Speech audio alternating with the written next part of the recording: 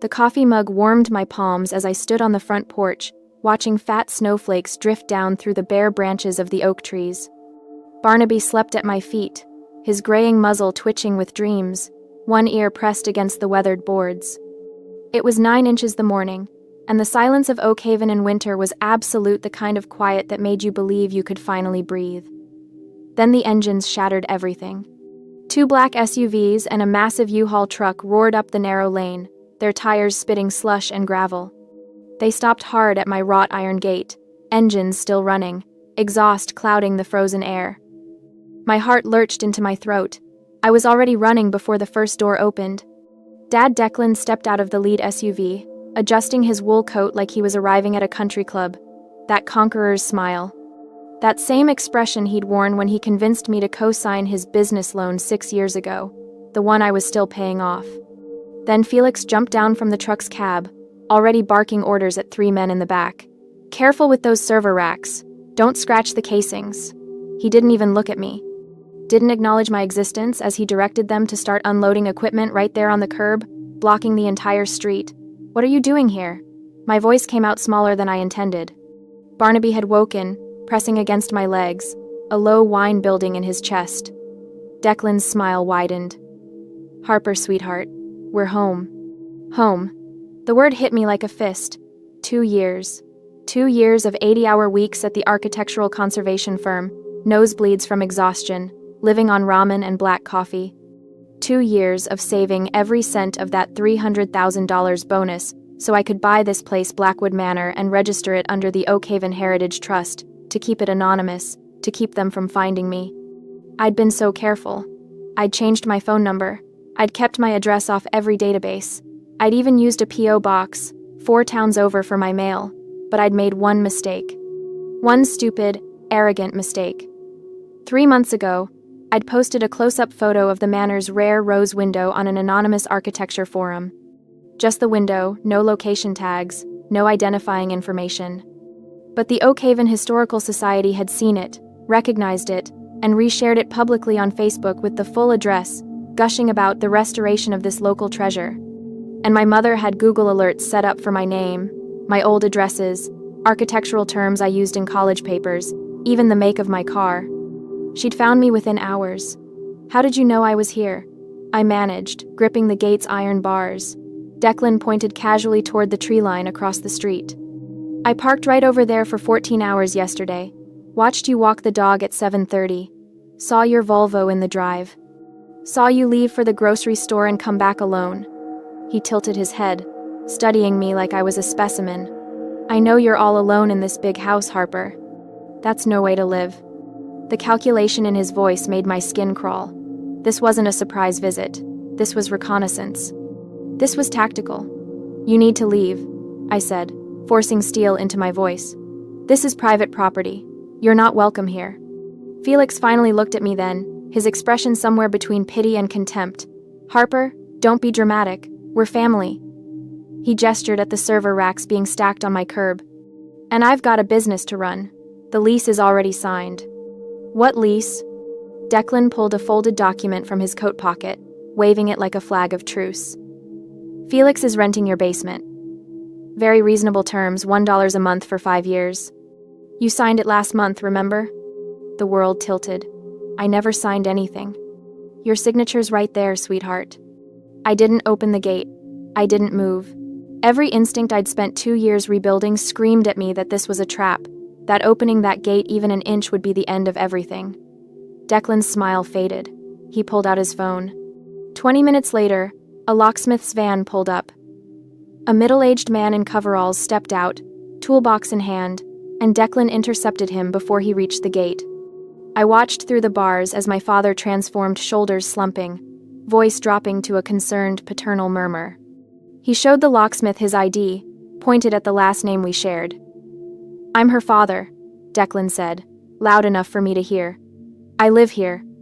My daughter's having a mental health crisis. She's locked herself inside and won't let anyone in. We're worried sick about her."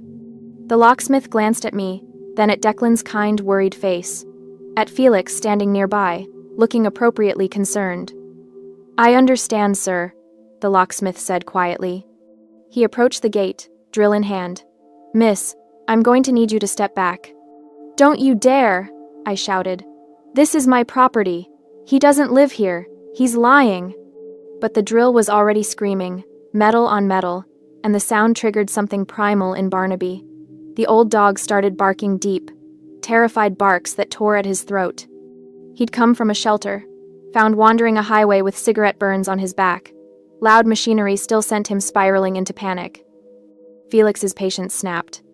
While the locksmith worked the front gate, my brother strode along the fence line to where the decorative iron dipped lower, half hidden behind overgrown forsythia bushes. He grabbed the top bar, hauled himself up and over with a grunt, and dropped into my yard. Barnaby lunged, trying to protect me, but his arthritic hips trembled with the effort. He hesitated for a split second, fear warring with loyalty. It was all the time Felix needed. His boot came up fast and brutal, catching the old dog square in the hip.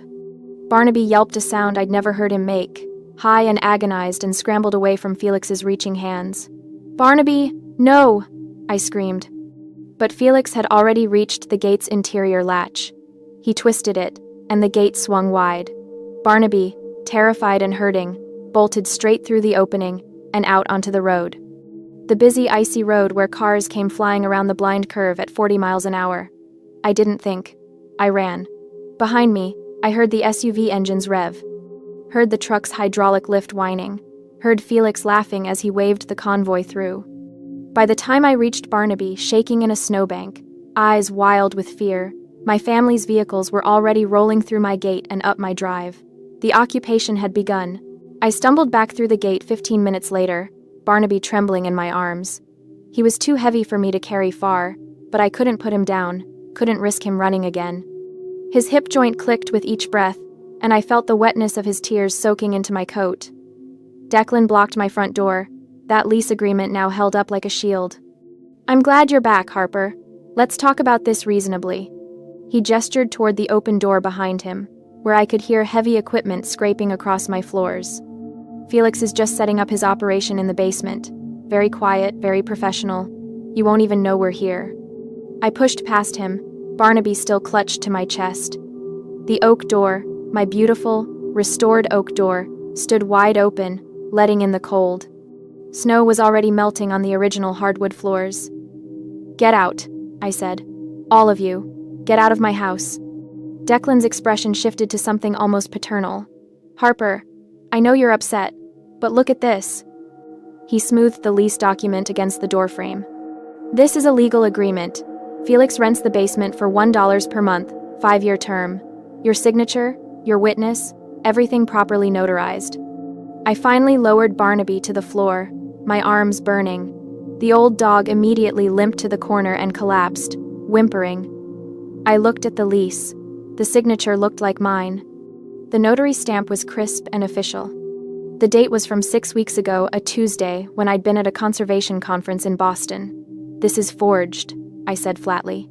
"I was in Boston that day. I never signed this." "That's not what the document says." "I don't care what it says. It's fake, and you know it." Felix emerged from the basement door, wiping dust from his hands onto his jeans. He was holding a voltage meter.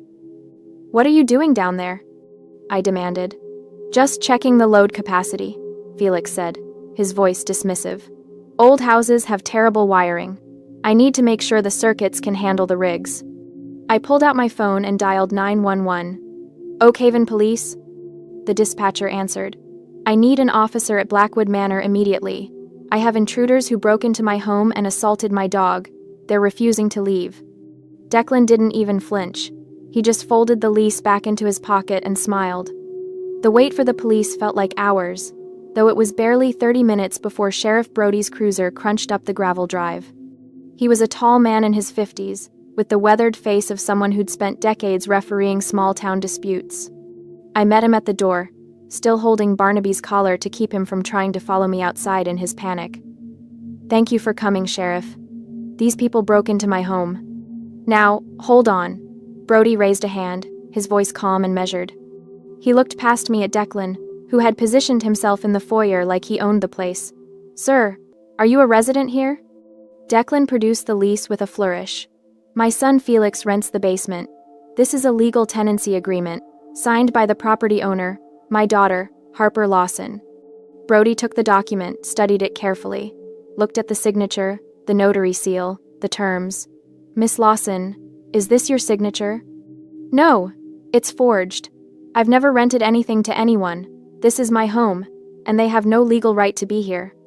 The sheriff's expression shifted, not unsympathetic, but resigned. Ma'am, I understand your frustration, but this appears to be a civil matter. Your brother has a lease agreement that appears valid on its face. I'm not a handwriting expert, and I'm not a judge. If this signature is fraudulent, you'll need to prove that in civil court and go through the formal eviction process. Eviction? Sheriff, they kicked my dog. They broke in here with bolt cutters. Did anyone witness the alleged assault on the animal? I opened my mouth, then closed it. I'd been out on the road when Felix kicked Barnaby. The locksmith had been focused on the gate. It was Felix's word against mine. I felt the ground shifting under me. This wasn't about justice. This was about procedure, technicalities, the difference between civil and criminal law. Declan smiled at the sheriff. Officer, I think my daughter just needs some time to adjust to the new arrangement. Family can be complicated. I looked at Barnaby, limping and whimpering in the corner. At Felix, grinning from the basement doorway. At my father, playing the reasonable patriarch. And I realized the law was being weaponized to protect the people hurting me. Fine, I said quietly. Sheriff, thank you for your time. Brody tipped his hat, clearly relieved to escape the domestic minefield. You folks work this out, and please, keep it civil. As Brody turned to leave, I pulled out my phone. My contacts list still had them all. Mom, Dad, Felix. I scrolled past those and found the number Sterling Vane had given me when he'd helped me set up the Oakhaven Heritage Trust. I put Sterling on speakerphone so Declan could hear every word. My lawyer's voice filled the foyer, precise and cutting. Mr. Lawson, Sterling said, his tone cordial but edged with steel. I'm sure you're aware that Harper Lawson is not the legal owner of Blackwood Manor. The property is held in trust by the Oakhaven Heritage Trust, a registered nonprofit entity. Harper is the trustee, not the owner. Declan froze. Sterling continued. Which means that lease agreement, the one with Harper's signature, is invalid regardless of its authenticity. Harper cannot rent property she doesn't personally own. Any rental agreement would need to be executed by the trust itself, with proper board approval and documentation. I watched my father's face cycle through confusion, anger, and finally calculation. Furthermore, Sterling added, if that signature is forged, as Harper claims, then you've used fraudulent documents to gain access to trust property. That's not a civil matter, Mr. Lawson. That's criminal trespass on a nonprofit entity, a felony in this state. Felix's grin vanished. Dad, what's he talking about? Declan held up a hand, silencing him. This is a family misunderstanding. I'm not confused, I said softly. Sheriff Brody? The sheriff had paused on the porch. He turned back, his expression hardening as he processed the lawyer's words. Trespassing on a trust was a different beast entirely. Mr. Lawson, Brody said, stepping back inside. If you cannot prove you have an agreement with the trust, I'm going to have to ask you to leave the premises until this is verified by a court. Declan's mask slipped. For just a moment, I saw the rage underneath. You're making a mistake, Harper, he said quietly. Family is supposed to help each other. Tell your lawyer that, I replied. The heavy clouds made the day feel older than it was as they loaded back into their vehicles. They would be heading to the Motel 6 Inches town. Felix paused at the threshold, giving me one last look.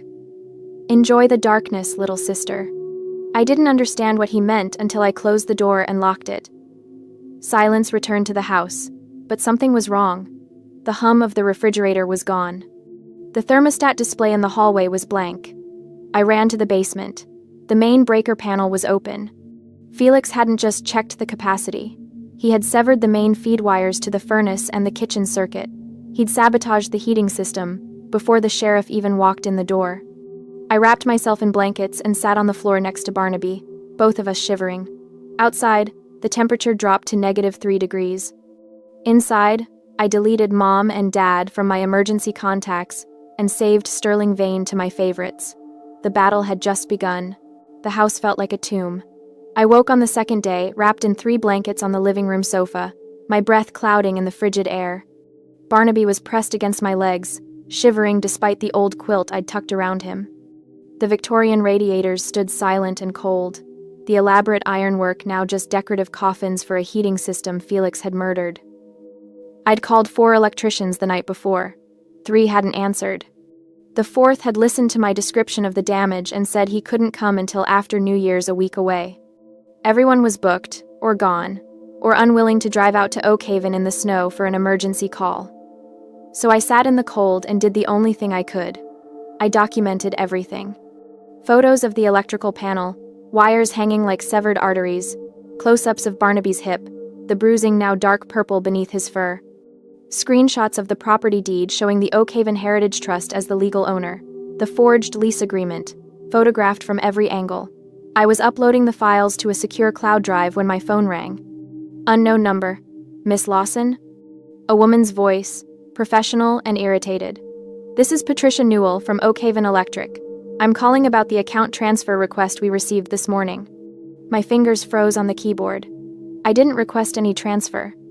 Our records show a request, submitted at 8:47 a.m., to transfer the account for Blackwood Manor from your name to Felix Lawson. The caller provided your social security number for verification. Ice flooded my veins, and not from the temperature. That wasn't me. Someone's committing identity fraud. A pause. I see. Can you verify your social security number now? I did, and heard Patricia's typing accelerate. All right, Miss Lawson. I'm flagging this as fraudulent and reversing the transfer. You'll want to file a police report immediately. Whoever called us this morning had access to your personal information. After I hung up, I sat staring at my phone. Felix didn't have my social security number. I'd never shared it with him, but Mom did. Mom had co-signed my student loans. Mom had my SSN memorized, written in her precise handwriting in the family records she kept.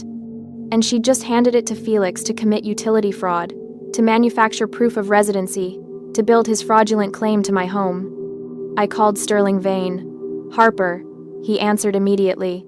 I've been expecting your call. I saw the social media posts. What posts? He sighed. Your mother has been active on Facebook since yesterday evening. According to her narrative, you've kicked your elderly parents out into the cold, refused to let your brother operate his legitimate business, and are having some kind of breakdown. She's rallying quite a bit of sympathy. I pulled up Facebook on my laptop. Mom's page was public, and she'd been busy. Heartbroken tonight, her latest post read. My daughter has locked us out of the family home in this freezing weather. We've tried everything to reach her, but she's not well. Please keep Harper in your prayers. Sometimes mental illness makes people turn against those who love them most. 300 reactions. 87 comments, most expressing concern and sympathy. I closed the laptop before I could read the comments. Harper? Sterling's voice pulled me back. Are you still there? They're lying about everything. I know, which is why we're going to hit them with everything we have. His tone shifted to something razor sharp. The utility fraud gives us ammunition. I want you to file a police report immediately for identity theft. Then we're filing a complaint with the FTC. This isn't just about your house anymore. Felix just committed a federal crime. Will it be enough? It's a start. But Harper, I need you to understand something. Your family is fighting dirty because they're desperate. Felix was evicted from his last place 6 months ago. He owes over $8,000 in back rent. Your parents' credit is destroyed. They're out of options, out of money, and they see your house as their last chance. So what do? You become a fortress. Every move they make, we counter. Every lie they tell, we document. And most importantly, we make them radioactive. He paused. Have you considered going public? Public how? The Oakhaven Zoning Board meets virtually tomorrow morning. I'm filing an emergency complaint tonight. Felix wants to run a crypto mining operation and industrial facility in a Class A historic district. That's a direct violation of preservation codes. I felt something shift in my chest, not quite hope, but close. They'll shut him down? They'll blacklist him. And more importantly, it'll be a matter of public record. Your mother wants to play the sympathy game? Let's show the town exactly what kind of business Felix is really running. After we hung up, I made the calls. First to the Oakhaven Police Department, filing a formal identity theft report. Then to the Federal Trade Commission, documenting the utility fraud. Each form I filled out, each case number I received, felt like laying bricks in a wall between me and them. I was heating soup on a camp stove, the only way to cook without power, when my phone buzzed with a text from an old college friend who still lived in town. Harper, heads up. Saw your brother and dad at Clarkson's Hardware this afternoon. They were buying bolt cutters and asking about gate locks. Looked intense. You okay? My hand tightened on the phone. Bolt cutters. They were planning another breach. But this time, they wouldn't have the excuse of a mental health emergency or a fake lease to hide behind. This time, it would be pure, undeniable criminal trespass. I forwarded the text to Sterling, then walked through the dark, freezing house to check every lock, every window. Barnaby limped after me, whining softly, sensing my fear. It's okay, boy, I whispered, running my hand over his graying head. We're going to be okay. But I wasn't sure I believed it. Outside, the wind howled through the bare trees. Snow began to fall again, thick and heavy, and my family was buying bolt cutters. The Oakhaven Zoning Board met via video conference the next morning at 10 a.m. I sat in my freezing living room, laptop balanced on my knees, watching the gallery of faces populate the screen. Sterling appeared in his own window, dressed in a suit despite working from home. Agenda Item 7. The board chair announced. A stern woman named Margaret Rhodes. Emergency preservation complaint regarding 1847 Blackwood Manor, filed by Sterling Vane on behalf of the Oakhaven Heritage Trust. Sterling unmuted himself. Thank you, Madam Chair. I'll be brief.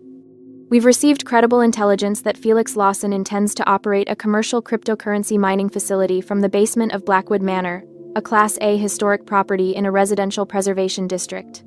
This operation would involve industrial electrical demands, heat generation, and 24-hour mechanical noise, all of which violate Section 12.3 of the town's Historic Preservation Code. One of the board members leaned forward. Has Mr. Lawson applied for commercial permits? No, sir. He attempted to enter the property using fraudulent lease documentation and has made no effort to comply with any commercial zoning requirements. Margaret Rhodes' expression hardened. Does Mr. Lawson wish to address this complaint? Silence. Felix and Declan weren't on the call. They'd probably never even known about the meeting. Very well. The board will issue an emergency, cease and desist order effective immediately.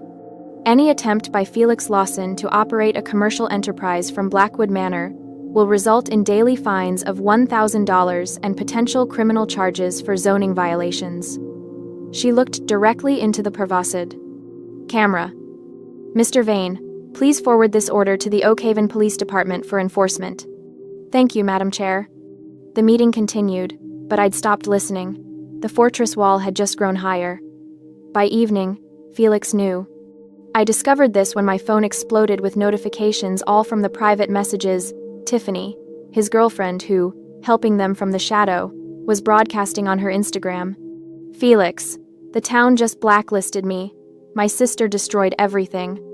Felix, we can't stay at the motel anymore. My card got declined. We're out of money. Felix, this is your fault. You had to go psycho with the lawyers. I screenshot every message and sent them to Sterling. Then I did something I'd never done before. I went on offense. There was a local blogger in Oakhaven, a retired journalist named Linda Mercer who ran a community news site. She covered everything from town meetings to local business disputes, and she had a reputation for being thorough and fair. I sent her an email. Miss Mercer, my name is Harper Lawson, and I'm the trustee of the Oakhaven Heritage Trust, which owns Blackwood Manor. I wanted to make you aware of a situation that may be of interest to your readers. I attached the zoning board decision, Felix's eviction records from his previous rental public record, easily searchable, and the police report I'd filed for identity theft. My family has attempted to seize control of a historic property using forged documents and fraudulent utility transfers. They've been blocked by the zoning board, but I thought the community should be aware of the situation. I hit send before I could second-guess myself. Linda replied within 2 hours. Harper, I'd like to speak with you on the record. Are you available tomorrow morning? But tomorrow was still too far away. That night, as I sat bundled in blankets with Barnaby curled against my side, I heard a vehicle pull up outside. Just one, moving slowly, headlights off. I crept to the window and peered through the heavy curtains. Declan's SUV, idling at the end of the driveway, watching the house. After 10 minutes, it drove away. They were reconnoitering again. Planning. I pulled out my phone and called Chase, the archaeologist from the Historical Society who'd been helping with the manor's garden restoration. We'd worked together on several projects over the past year, and he'd proven himself to be quiet, competent, and trustworthy. Chase, I need a favor. It might sound strange. Try me. His voice was calm, unbothered by the late hour. I explained the situation. Not all of it, but enough. The family, the fake lease, the threats. I think they're going to try to break in again. Soon. And I need to make sure this gate holds. I'll be there in 20 minutes. He arrived with his truck bed full of tools and materials. Together, we reinforced the gate discreetly, adding internal braces that wouldn't be visible from the street, installing a heavy-duty padlock that couldn't be drilled easily. Nothing dramatic, nothing that would telegraph our preparations. Harper, he said as we worked, his breath fogging in the cold. You know you don't have to face this alone, right? I looked at him, really looked at him for the first time in months.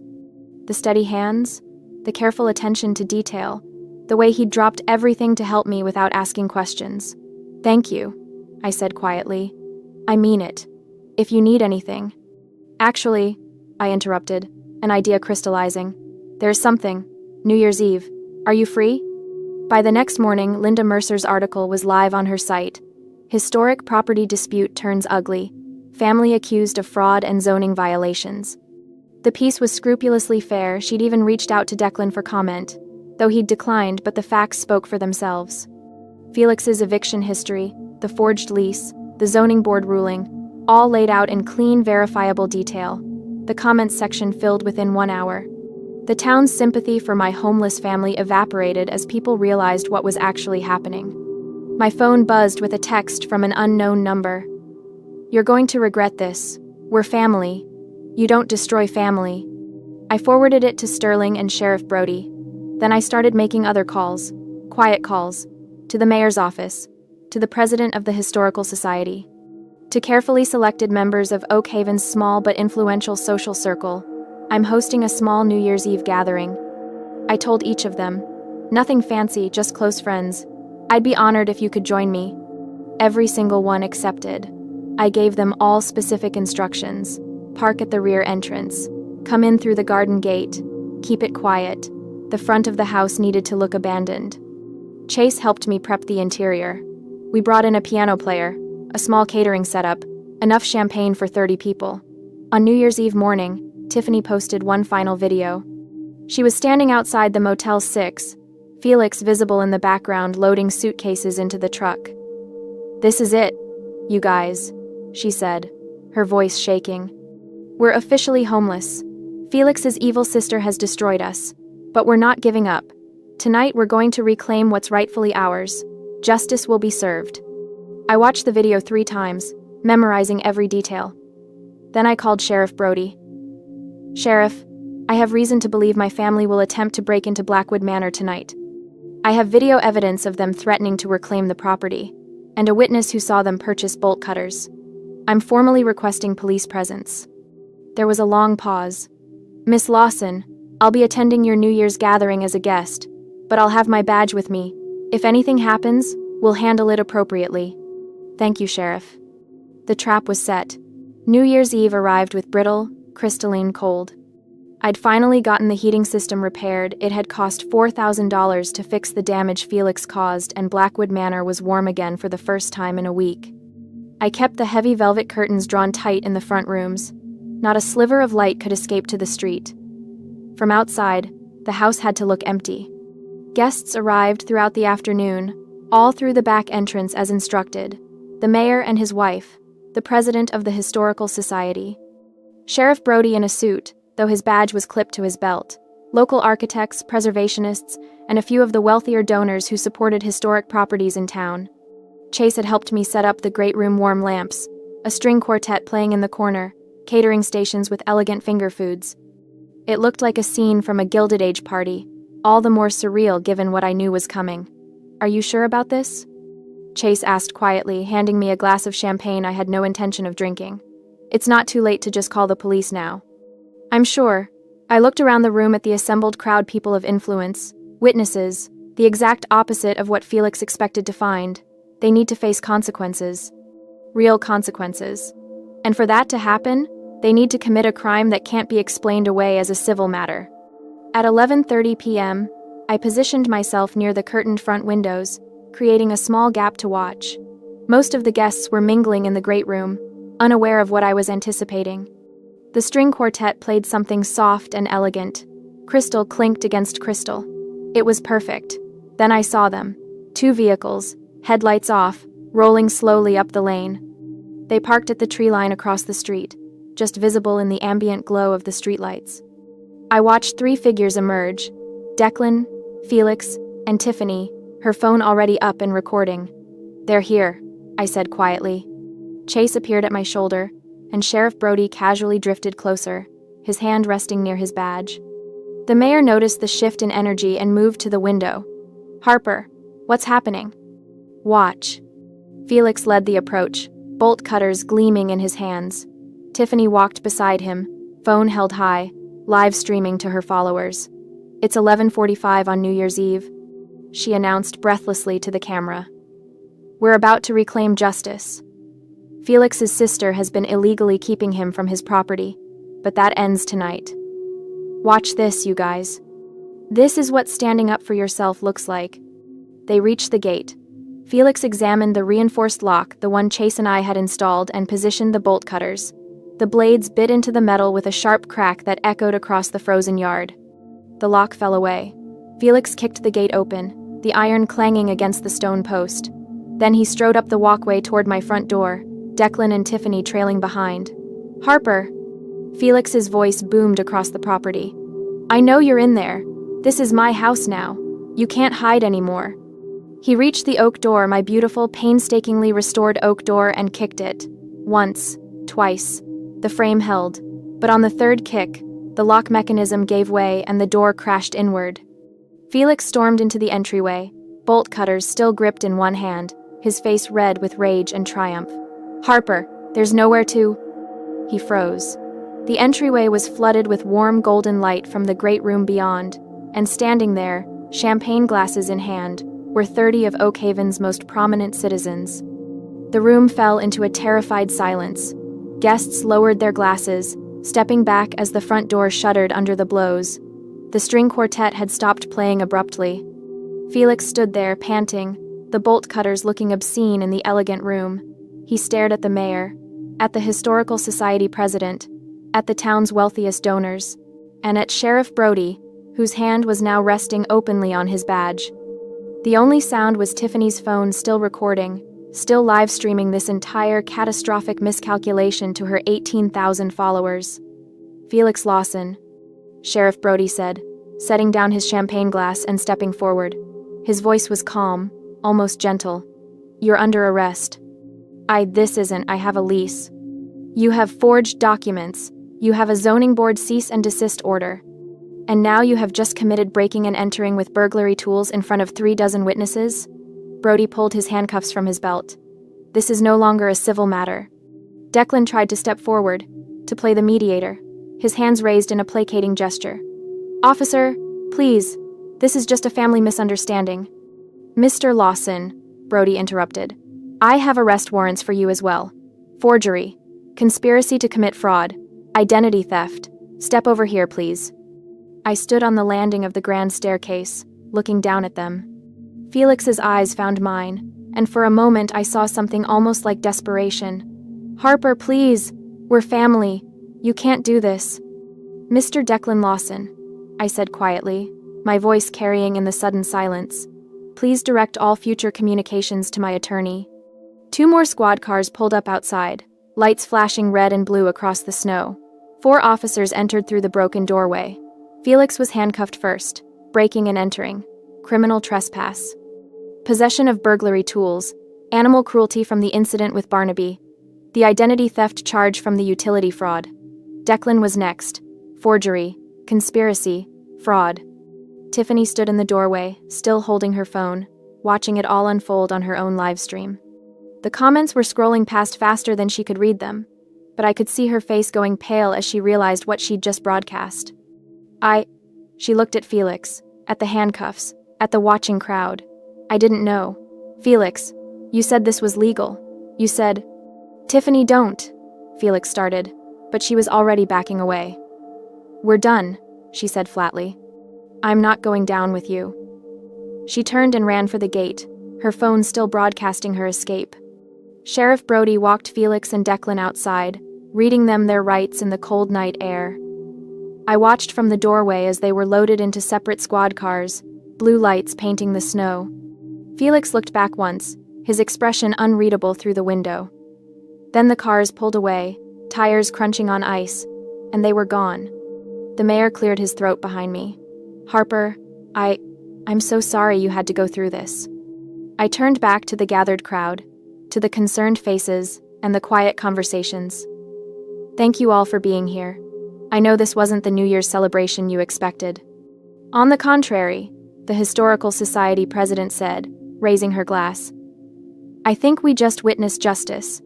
To Harper Lawson and to Blackwood Manor. The others raised their glasses. To Harper. Chase was at my side then, his hand gentle on my shoulder. Are you okay? I looked around at the broken door, the scattered snow melting on my floors, the bolt cutters lying in my entryway like a discarded weapon. Then I looked at the people filling my home, not invaders, but guests I'd chosen. People who'd stood witness to my stand. Yes, I said, and realized I meant it. I'm okay. Outside, midnight struck. Somewhere in the distance, fireworks began to bloom against the winter sky. The siege was over. 5 months later, spring came to Oakhaven. The gardens of Blackwood Manor erupted in color tulips and daffodils pushing through the thawed earth, dogwood trees unfurling white blossoms against a sky so blue it hurt to look at. The heavy snow was a memory now, replaced by warm breezes that carried the scent of lilacs through open windows. I sat in the garden with a cup of tea, my laptop balanced on a wrought iron table, reviewing restoration proposals for the carriage house. But the work didn't feel urgent anymore. Didn't feel like survival.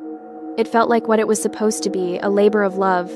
A project I chose because I wanted to, not because I was running from something. Barnaby lay in a patch of sunlight near my feet, his gray muzzle resting on Chase's boots. The old dog's hip had healed well, though he still limped on cold mornings. But the fear was gone. The flinching when men approached, the panic at loud noises, all of it had gradually faded over the winter months. Now he slept peacefully while Chase worked, carefully brushing dirt from a fragment of pottery he'd found near the old garden wall. Looks like Wedgwood, Chase murmured, holding the piece up to the light. Probably 1,880 seconds, given the pattern. Your Victorian-era residents had good taste. They also buried their trash in the flower beds, I pointed out. He grinned. Archaeologists call that enriching the historical record. I smiled, watching him work. Over the winter, as the legal aftermath of New Year's Eve had played out, Chase had become a constant presence. Not intrusive, never pushing, just there. Helping me repair the front door, bringing coffee when I had to give depositions, sitting with Barnaby when I needed to meet with lawyers. Somewhere along the way, colleague had shifted to friend, and then to something that didn't have a clean label yet, something that made me feel safe instead of trapped. The brass plaque on the front gate caught the sunlight, its engraving sharp and clear. Property of Oakhaven Heritage Trust. By invitation only. Not. I'd had it installed in February, after the criminal trials concluded. Felix had pleaded guilty to avoid a longer sentence, 18 months in minimum security, plus restitution and probation. Declan had tried to fight the forgery charge, but the evidence was overwhelming. He got 2 years. Mom had never been charged. She'd claimed ignorance, said she'd just been trying to help her son, that she didn't know the documents were forged or that Felix planned to commit fraud. The prosecutors hadn't been able to prove otherwise, but she'd stopped calling. Stopped posting on Facebook about her ungrateful daughter. The silence from her was more telling than any conviction could have been. I'd blocked her number anyway. Some bridges weren't worth maintaining. Harper? Chase's voice pulled me back. He was watching me with that careful expression he got when he thought I was drifting into dark thoughts. You okay? Yeah, I closed my laptop. I was just thinking about how different things are now. Good different? I looked around the garden at the blooming flowers, at Barnaby sleeping peacefully, at the manor standing solid and warm behind us. At Chase, with dirt under his fingernails and pottery shards scattered across his work cloth, looking at me like I was something worth protecting. Very good, different. He smiled. His hand found mine across the table, fingers intertwining. Then he went back to his excavation work. A car passed on the road beyond the gate, some tourist, probably, drawn by the Historical Society's new walking tour that featured Blackwood Manor as a preservation success story. I didn't tense anymore when I heard engines. Didn't rush to check who was arriving. The gate was locked. The alarms were set. And more importantly, I'd learned the difference between being isolated and being protected. I'd learned how to build boundaries without apology. I'd learned that family wasn't defined by blood, but by who showed up when you needed them, who respected your no, who celebrated your victories without demanding a cut of the spoils. Barnaby shifted in his sleep, his paws twitching with dreams that no longer seemed like nightmares. Chase hummed softly as he worked, some old folk song I didn't recognize but found comforting anyway. The afternoon sun warmed my shoulders, and for the first time in years, maybe in my entire life, I felt something I'd almost forgotten existed. Peace. Not the fragile, temporary peace I'd tried to buy by appeasing people who saw me as an ATM. Not the anxious peace of hiding and hoping I wouldn't be found. Real peace. The kind that came from knowing I'd fought for something and won. The kind that came from choosing who I let through my gates and who I kept out. The kind that came from finally understanding that protecting myself wasn't selfish, it was necessary. I squeezed Chase's hand, and he squeezed back, his eyes crinkling with a smile even as he focused on his work. Behind us, Blackwood Manor stood sentinel, its windows gleaming in the spring light. No longer a fortress under siege, a home, my home. And this time, the gate that protected it was there not to hide fear, but to shelter the happiness I'd built inside.